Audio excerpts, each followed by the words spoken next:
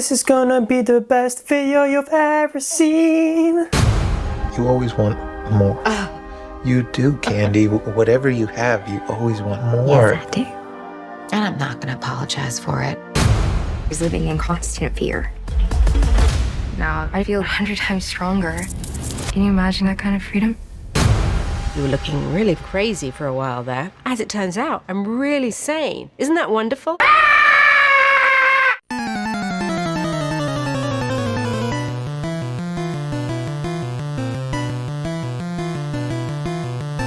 No! God, please, no! No!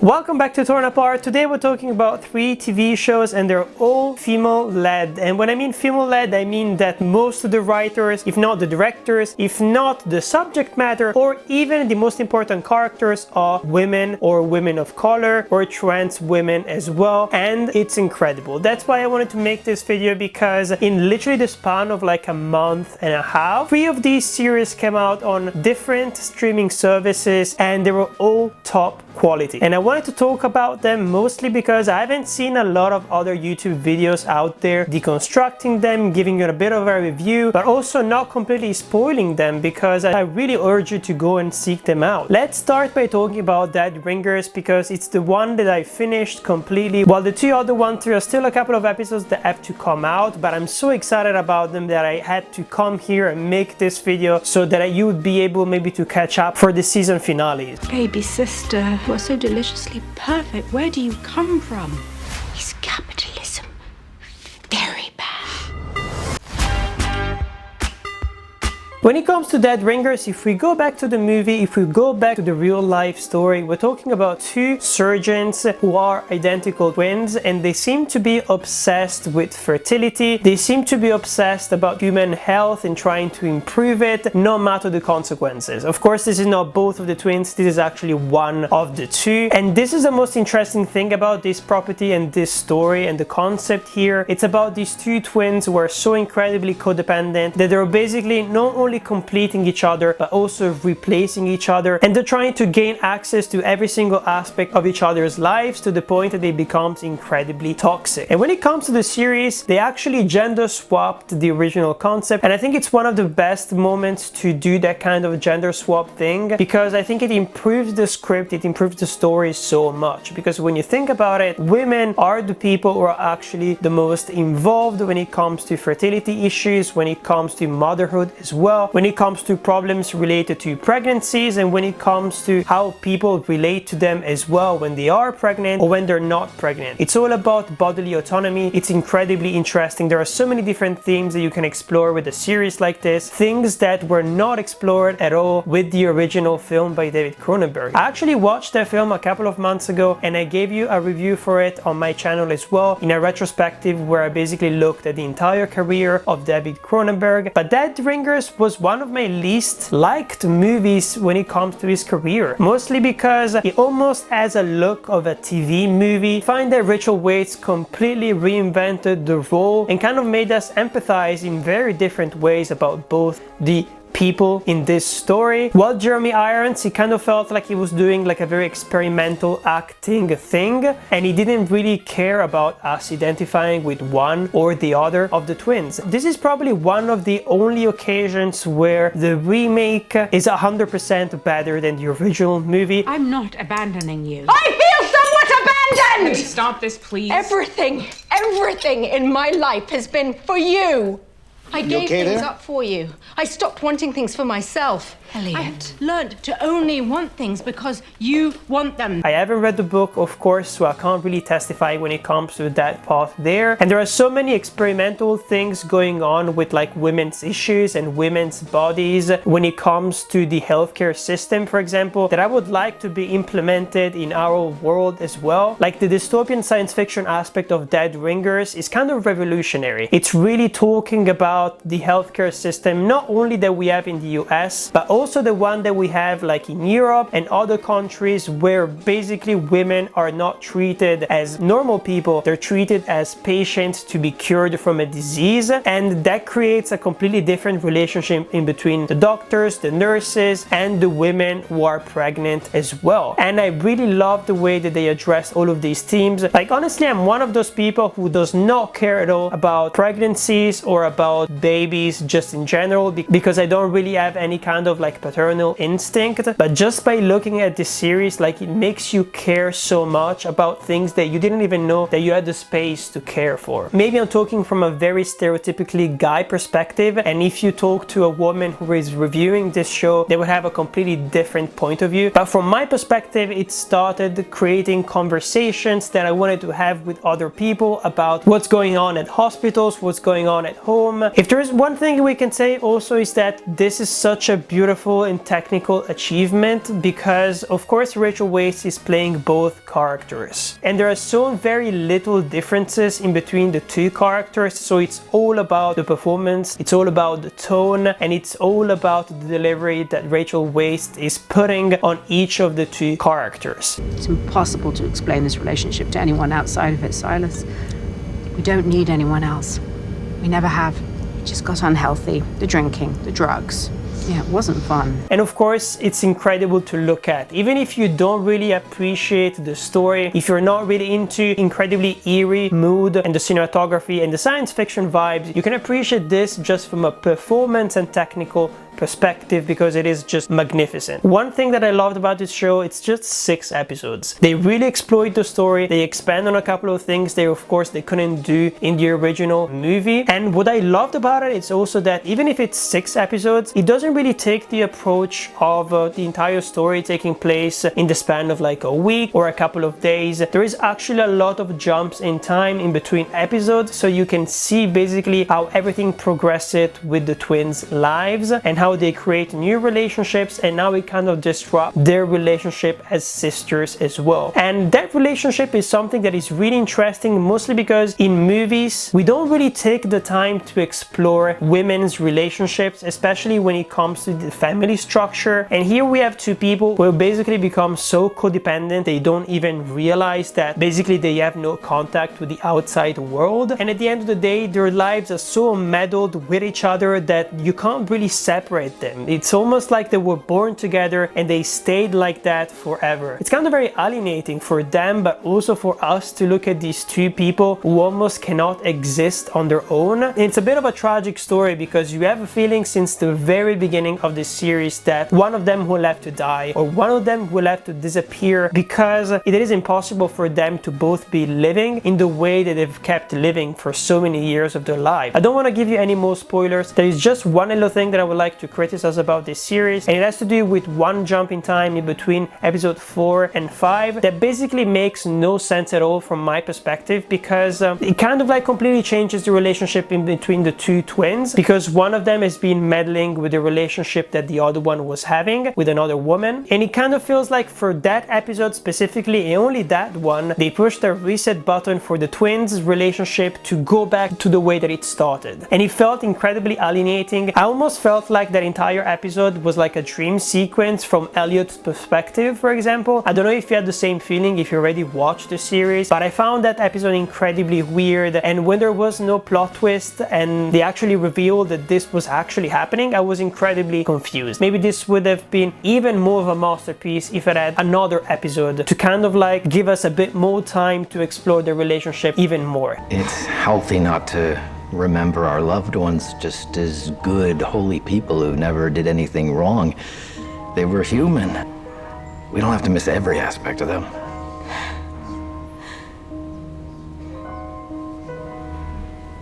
No, I don't. I really don't.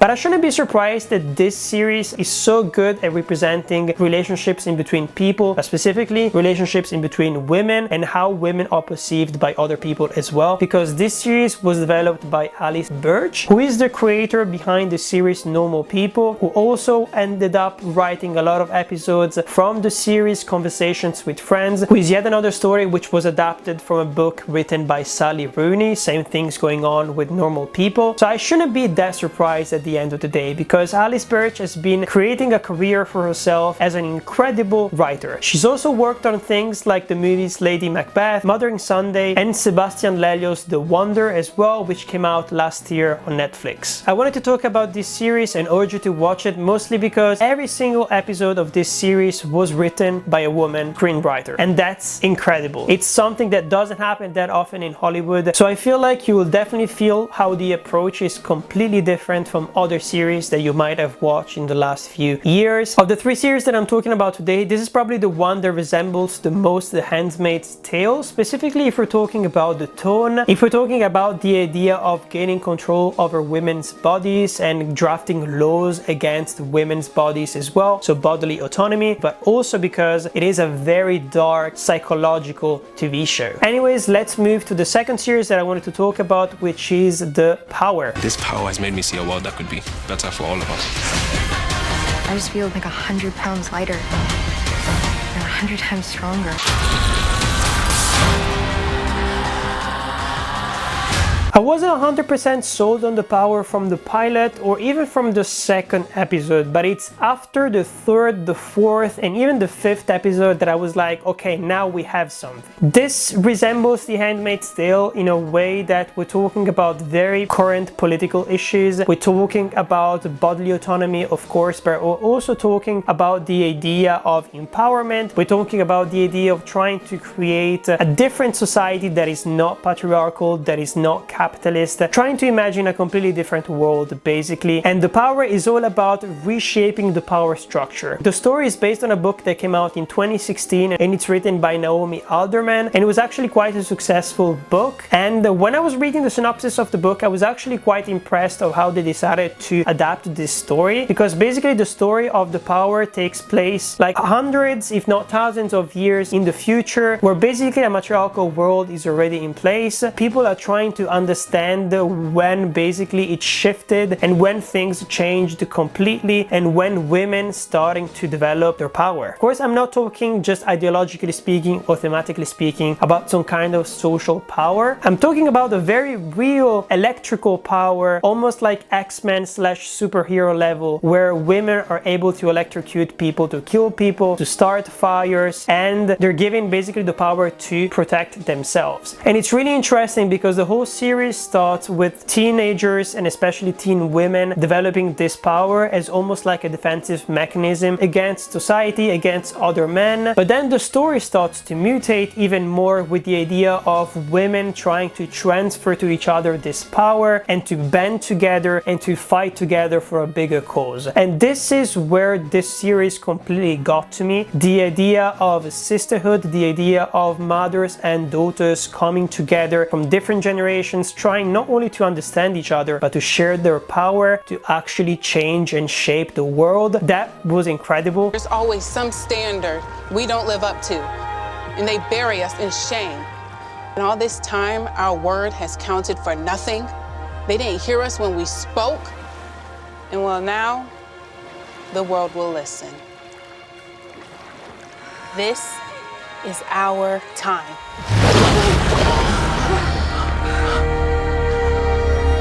What made this series incredible is also the fact that this is not US based, and it's something that I always criticize about TV shows and films that are made in Hollywood. Very often they kind of have a very narrow view of the world, and it's a bit of a shame because the US population is probably one of the most varied that you have on Earth, just because of different migration waves, and it's kind of weird that they don't explore that a bit more, and they do it in this series here, where we get almost several episodes that are taking place in completely different places around the world. There is one episode taking place in the Middle East, for example, and it is an episode, of course, that is actively commenting on what is going on in Iran, for example, when it comes to women trying to speak up and trying to have more rights, and also other places like Saudi Arabia, for example, because if I'm not mistaken, women only got the right to be able to drive by themselves only a couple of years ago, and they mentioned that, of course. So it's kind of a mix and mash of different Middle Eastern countries. They do the same thing with Eastern Europe as well, with like a fictitious country, and of course the power structure of that government is very dictatorship-like, and you can see, of course, how women who gain the power, that they have to use it in a completely different way, and it's just incredibly fascinating. And I just really love how they managed to create all of these different ways of talking about the same kind of topic just by recontextualizing them in different countries. Because at the same time in the US, for example, when they're talking about women developing this kind of ability, there is a huge far-right movement which starts to spread, specifically in the online spaces through like YouTube videos and podcasts and radios and stuff like that. Deceased has been identified as Paul Jordan, 26, a dog walker from Puget Ridge. Jordan posted disturbing messages on social media and is suspected of sending hate mail to Seattle Mayor Margot Cleary Lopez.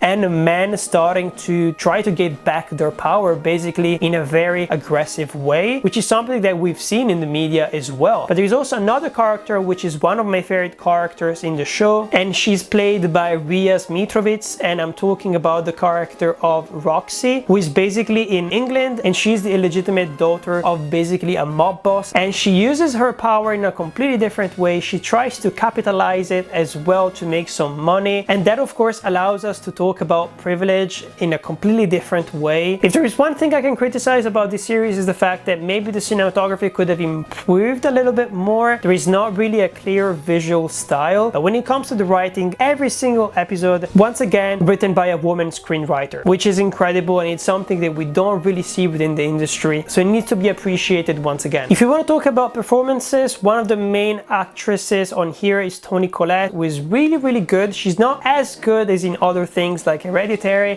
Don't you swear at me, you little shit! Don't you ever raise your voice at me! I am your mother! But the performer that really caught my attention is also John Leguizamo, who is making a bit of a comeback in the last few years. I really liked his work in The Menu, and I really like his character in this movie here, because this is a movie that is also talking about male privilege, of course, and the idea of how everything is shifting for men as well, and they have to find a way to adapt by giving up a lot of their privilege and a lot of their power. And even the people who we recognize as nice guys, who we recognize as allies, they are having a hard time dealing with all of this, because it is powers that you've been granted since birth, and you're slowly starting to realize that giving them up, it's not as easy as it seems or as you think. The series has only 9 episodes, and by the time that this video is out, they will all be out on Amazon Prime, and I really recommend that you watch it because it's really fun, it's really thought-provoking, and I actually like the special effects. I think they work quite well. There is a lot of action involved, there is quite a bit of gore as well, but it never gets into superhero level like The Boys, because it stays grounded in reality, in the main story that it's trying to tell, and the main characters and their character development as well. The idea of making this almost into an anthology series of different characters going through so many different things, it kind of allows us to have so much representation, so much cultural diversity, and at the end of the day, it's incredible.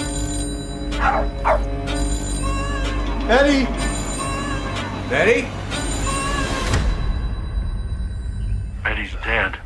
Oh my God.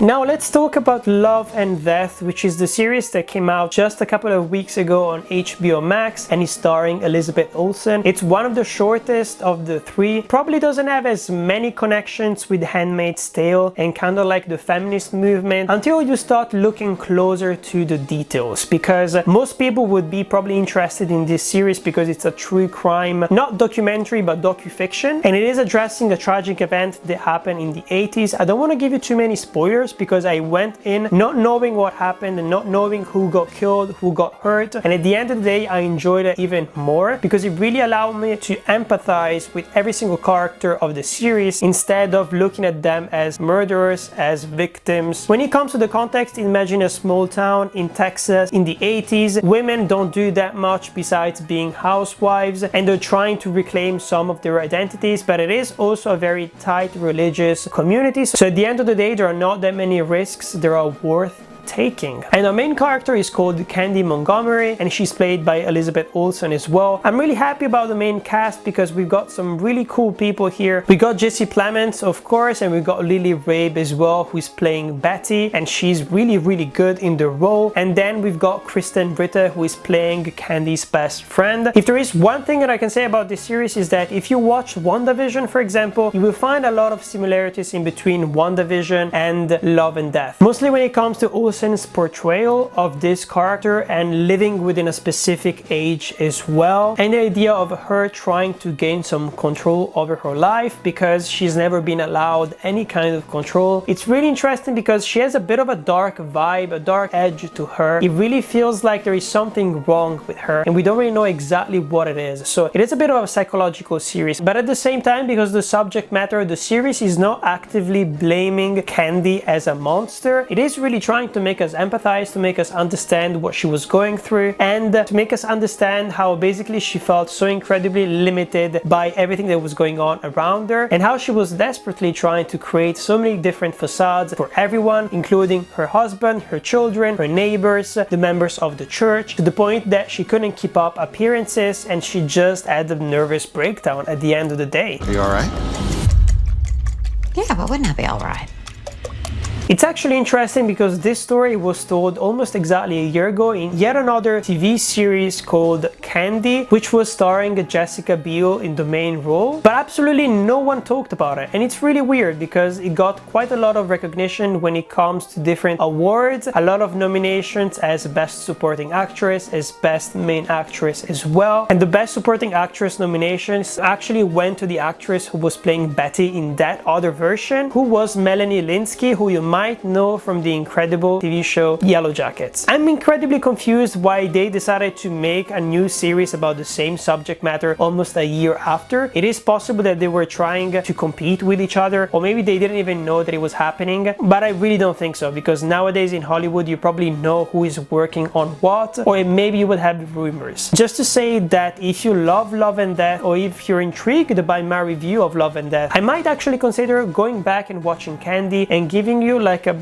full-on breakdown of the two series, one against the other, to see which one is the best and which one is closer to reality, or which one is the most interesting one at the end of the day. Because if you look at the casting, if you look at the trailer as well, it seems like they both have a lot of interesting things going on. If there is one thing I really liked about this series, is the idea that they don't really try to vilify religious communities, because it's something that it's quite easy to do nowadays. It's treated as something completely normal as part of the story, but it's not treated as something very pragmatic. It's something that it's keeping women down or something like that. It's actually considered a bit as an extracurricular activity that housewives and women could do instead of just sitting at home and not doing anything. So I feel like there is space to appreciate and recognize that as well, and we can't always be against like any type of religious community, especially when it is so related to the patriarchy as well. And I feel like it's a TV show that really manages to immerse you in the world of the 80s in such an easy way. You really start picking up so many different names of secondary characters, of things going on in the community, and you start caring about little hotels, little restaurants. It works well because of that. And it kind of reminded me once again WandaVision, but it also reminded me the movie that came out last year, if you think about Don't Worry Darling. But while Don't Worry Darling was actively mocking the idea of suburbia and housewives and men having control over everything, I feel like Love and Death gives you a completely different look at the situation, and it doesn't necessarily try to jump into conclusions way too quickly. This series is is an exception in comparison to the other ones because every single episode is not written by a woman screenwriter, but every single episode is directed by Lesli, Linka, Glatter, and is written by David A. Kelly. So once again, women creatives telling stories about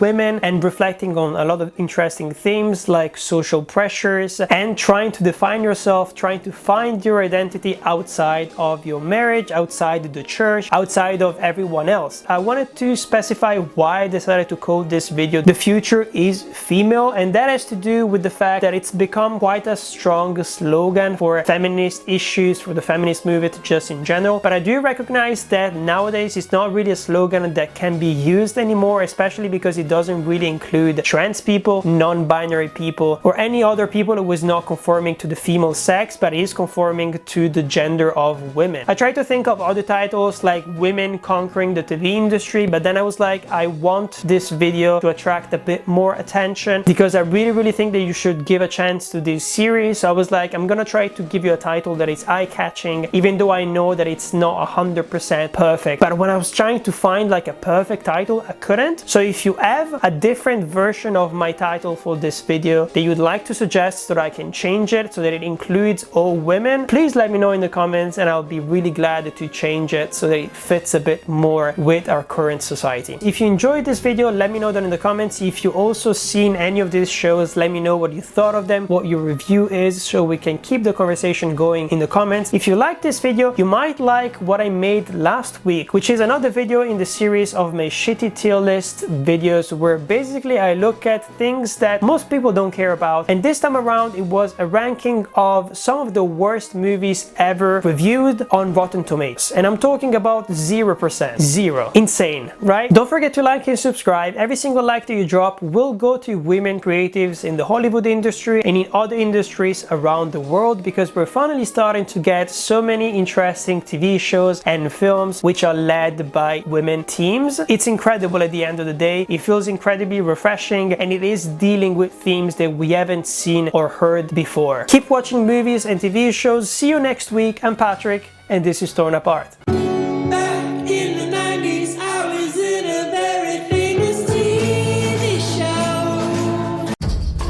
Are you a young woman finding yourself going through some surprising changes within your body? Have your moods been confusing and beyond your control? Does it seem like a new and mysterious power is coursing through your veins? Well, good news, you're not alone.